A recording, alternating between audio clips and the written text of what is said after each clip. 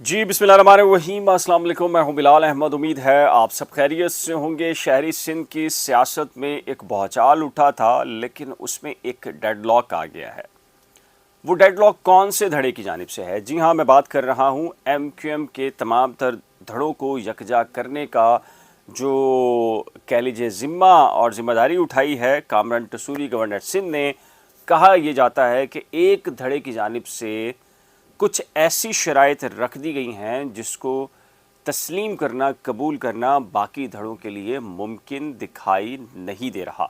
तो वो कौन सी शराइत हैं, क्या है उन शराइत में, आपको तफसील के साथ बताऊंगा। और फिर अब ये सवालिया निशाना उठ गया है कि बल्दियाती इंतखाबात से कबल जो टारगेट था MQM के तमाम धड़ों को यकजा करने का, वो पूरा होता नहीं दिखाई दे रहा। और क्या जो बल्दियाती इंतखाबात हैं वो एक दूसरे के मद्दे मुकाबिल या फिर इत्तेहाद होगा, इंज़माम नहीं होगा। आपको पूरी सूरत हाल से आगाह रखूँगा। लेकिन उससे पहले एक ख़बर है, वो ख़बर ना सिर्फ कराची वालों के लिए, सिंध वालों के लिए, बल्कि पूरे पाकिस्तान वालों के लिए तकलीफ़ देह है।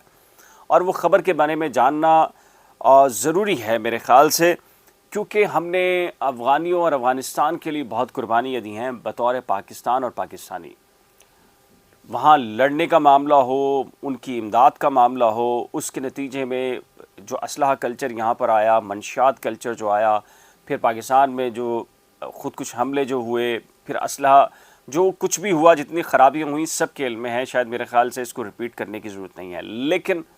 लेकिन पाकिस्तान की इस वक्त मईशत को सबसे बड़ा चैलेंज किसी और दुश्मन मुल्क से नहीं है। मईशत के अतबार से अफ़गानिस्तान बहुत बड़ा चैलेंज बनकर पाकिस्तान के सामने खड़ा है। क्यों खड़ा है? मलिक बोस्तान, जी हाँ, कारोबारी शख्सियत हैं और सब इनसे वाक़फ़ियत रखते हैं। इन्होंने चंद रोज़ पहले एक गुफ्तगू की थी, मैं भी वहाँ मौजूद था, और उसके अंदर ये खुलकर बोले थे कि जी अफ़गानिस्तान किस तरीके से, या अफ़गानी जो रोज़ाना की बुनियादों पर हज़ारों अफ़गानी पाकिस्तान से जाते हैं अफ़गानिस्तान, वो डॉलर लेकर जा रहे हैं, स्मगल कर रहे हैं। क्यों कर रहे हैं? तो मलिक बोस्तान ने एक प्रेस कॉन्फ्रेंस की और उन्होंने कहा है कि माहाना 2 अरब डॉलर अफ़गानिस्तान लेके जाते हैं। और उसकी रीज़न क्या है मैं आपको बताता हूँ। जैसे ही अफ़गानिस्तान में तालिबान की हुकूमत आई है तो उन्होंने ये कहा है कि अफ़गानी जब अफ़गानिस्तान में आएंगे पाकिस्तान से तो पाकिस्तानी करेंसी का इस्तेमाल नहीं करेंगे, और वहाँ पाकिस्तानी करेंसी नाकाबिल कबूल है। 2 तरीके हैं उन्होंने कहा।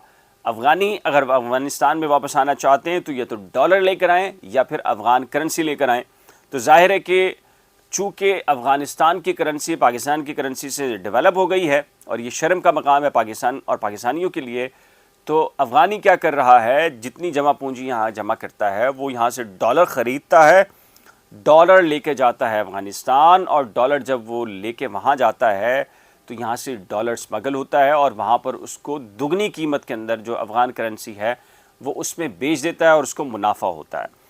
अब पाकिस्तान में आपको पता है एक तरफ तो LC नहीं खुल रही और जो बैंक्स ने मना कर दिया है और ये कहा है कि जी हम कर्ज़ा नहीं देंगे, उसकी बुनियादी वजह कि पाकिस्तान मकरूज़ है, डॉलर नहीं है पाकिस्तान में, ब्लैक मार्केट के अंदर फ़रोख्त हो रहा है। और मलिक बोस्तान ने ये कहा है कि पाकिस्तान में डॉलर नहीं है लेकिन ब्लैक में है, और वो सारा के सारा डॉलर जो है वो अफ़गानिस्तान स्मगल हो रहा है। तो उन्होंने ये कहा है वफाकी हुकूमत से फ़िलफ़ौर कि अफ़गानिस्तान में अफ़गानियों से ट्रेड के लिए वो डॉलर के बजाय दीगर करेंसी का इस्तेमाल करें, क्योंकि यहाँ से हज़ारों की तादाद में अफ़गानी जा रहे हैं पाकिस्तान से, पाकिस्तान छोड़कर, या फिर चंद हफ्ते चंद महीना गुजारने के लिए। और वो क्या करते हैं, अफ़गान करेंसी नहीं, पाकिस्तानी करेंसी नहीं, बल्कि डॉलर यहाँ से लेके जाते हैं वहाँ पर, और वहाँ वो फ़रोख्त करके दुगनी कीमत हासिल करते हैं, और कुछ महीने के बाद की कुछ हफ्तों के बाद दोबारा यहाँ आते हैं और यही वाला काम वो दोबारा से कर रहे हैं। तो ये एक मलिक बोस्तान ने जो आंखें खोल देने वाला इंकशाफ किया है, मेरा ख़्याल है पता सबको है, लेकिन कोई भी एक्शन लेने के लिए तैयार नहीं है। और उन्होंने ये कहा है कि इस वक्त पाकिस्तान का इंपोर्ट बिल अफ़गानिस्तान की वजह से है। अफ़गानी ट्रेडर्स पाकिस्तानी करेंसी में ख़रीदारी नहीं करते, जिससे नुकसान हो रहा है। पाकिस्तान में मौजूद अफ़गानी भी हुकूमती पाबंदी के बायस यहाँ से बड़ी तादाद में डॉलर ख़रीद रहे हैं। 15,000 अफ़गानी रोज़ 1,000 डॉलर पाकिस्तान से ले जाता है। उन्होंने ये भी कहा कि हुकूमत जब तक हवाला करने वालों के ख़िलाफ़ کچھ نہیں کرے گی، پاکستان میں یہ معاملہ نہیں رکے گا۔ پچھلے 27 سالوں میں 180 ارب ڈالر پاکستان سے گیا ہے، تمام پیسہ پاکستان کی 5% ایلیٹ کلاس نے بھیجا ہے۔ اب یہ معاملہ آ گیا ہے۔ اچھا، اب اس میں جو سب سے اہم معاملہ ہے وہ یہ کہہ رہے ہیں کہ جی چین، روس اور بھارت کی کرنسی کی جو ڈیمانڈ ہے وہ بھی بڑھ رہی ہے۔ یہ ایک بہت ہی خطرناک قسم کا معاملہ ہے کہ پاکستان کے اندر جو مقامی کرنسی کے اندر کاروبار ہے وہ ختم ہو رہا ہے اور غیر ملکی کرنسی کے اندر کاروبار بڑھ رہا ہے، تو اس سے پاکستان کے جو سٹیک ہے وہ ایک داؤ کے اوپر لگے ہوئے ہیں۔ اور ملک بوستان نے کہا ہے کہ خدارہ افغانستان کے ساتھ معاملات کے اندر نظر ثانی کی جائے، افغانستان کو کہا جائے کہ ان سے جو ٹریڈ ہوگا وہ ڈالرز میں نہیں ہوگا، کیونکہ یہ سارا افغانی جو ہے وہ ڈالرز وہاں لے جاتے ہیں۔ ایک بات تو یہ بہت ضروری ہے اور انتہائی تکلیف دہ ہے، جن لوگوں کے لیے ہم نے اتنی قربانیاں دی ہیں وہ اب آپ کو اور ہمیں یہ صلہ دے رہے ہیں کہ ہماری معیشت کو گرانے کے اندر ان کا بڑا کردار ہے۔ اچھا جی، اب آتے ہیں اہم بات کی طرف۔ 22 اگست 2016 کے بعد ایک ایکسرسائز کی گئی تھی، پی ایس پی اور ڈاکٹر فاروق ستار جو ان کو بٹھا کر یہ کرانے کی کوشش کی گئی تھی کہ ایم کیو ایم ایک مرج ہو جائے گی اور اس کا سربراہ کون ہوگا کون نہیں ہوگا وہ بعد میں دیکھا جائے گا، ٹرمز اینڈ کنڈیشن۔ لیکن ایم کیو ایم پاکستان کے کچھ لیڈرز نے مخالفت کی، بغاوت کی، یہ معاملہ رک گیا۔ کامران ٹسوری ہی اس کی بنیادی وجہ تھی، ڈاکٹر فاروق ستار کے نکالے جانے کی۔ اب وہ 6 سال کے بعد وہ جو فائل دبی ہوئی تھی وہ فائل دوبارہ سے جب نکلی ہے، کامران ٹسوری صاحب کو اسی فائل کے جو شیڈول تھا اسی کے مطابق گورنر بنایا گیا، اور گورنر بنانے کے بعد انہوں نے جو ترتیب دی کہ وہی ملاقاتیں شروع کی کہ پھر دوبارہ سے 6 سال کے بعد جو فائل تھی وہ کھولی گئی اور اسی کے مطابق ایم کیو ایم ایک دوبارہ سے بنائی جانی ہے۔ لیکن جو ملاقاتیں سید مصطفیٰ کمال سے یعنی قائم خانی صاحب سے ہوئیں اور ڈاکٹر فاروق ستار سے کامران ٹسوری صاحب کی، لیکن پتہ یہ چلا ہے کہ ایم کیو ایم پاکستان نے ایک بڑی شرط رکھی ہے اور وسیم اختر اس کا کھل کر اظہار کر چکے تھے، جس نے آنا ہے وہ کارکن کی حیثیت سے آئے گا، لیڈر کی حیثیت سے نہیں آئے گا۔ یہ وہ شرط ہے جس کی وجہ سے جو ڈسکشن بھی ہوئی ہے اور یہ ایم کیو ایم پاکستان نے رکھی بھی ہے کہ سب کے لیے دروازے کھلے ہیں، لیکن بطور لیڈر کے لیے نہیں، بطور کارکن کے لیے، پی ایس پی ہو یا پھر ڈاکٹر فاروق ستار ہوں یا باقی اور لوگ جو بیرون ملک موجود ہیں، وہ ظاہر ہے کہ کارکن کی حیثیت کی وجہ سے تو آنا نہیں چاہتے۔ ان کی اپنی ایک پوزیشن ہے، ان کا ایک اپنا سٹیک ہے اور وہ ان کا ایک اپنا سیاسی قد ہے، اور وہ اپنے سیاسی قد سے نیچے کوئی بھی سیاستدان آ کر بات نہیں کرتا۔ تو یہ وجہ ہے جس کی وجہ سے ایک ڈیڈ لاک پیدا ہوا ہے۔ لیکن کہنے والے کہتے ہیں کہ کامران ٹسوری صاحب نے جو ملاقاتیں کی اور جو شرائط ادھر سے ادھر یا ادھر سے ادھر آئی ہیں، اس کے اوپر فی الحال ڈیڈ لاک آیا ہے۔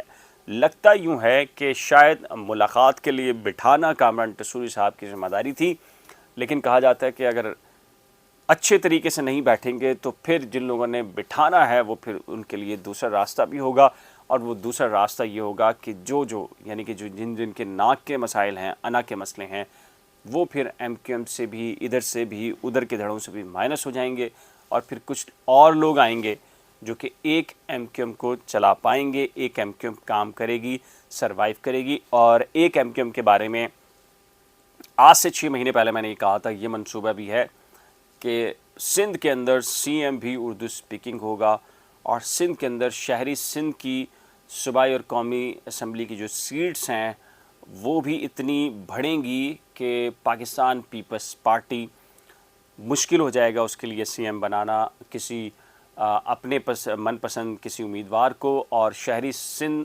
اپنا ایک بااختیار وزیر اعلیٰ بنانے کی پوزیشن میں آ جائے گا۔ وہ فارمولہ کیا ہے اس پہ انشاءاللہ سے 1-2 اگلے جو ولاگ بناؤں گا بتاؤں گا آپ کو کہ اس کا فارمولہ آنے والی مردم شماری سے جڑا ہے، تو اس میں کیا ہوگا، بہت ساری امپورٹنٹ قسم کی ڈیٹیلز ہیں، وہ اگلے ولاگ میں آپ سے ڈسکس کریں گے۔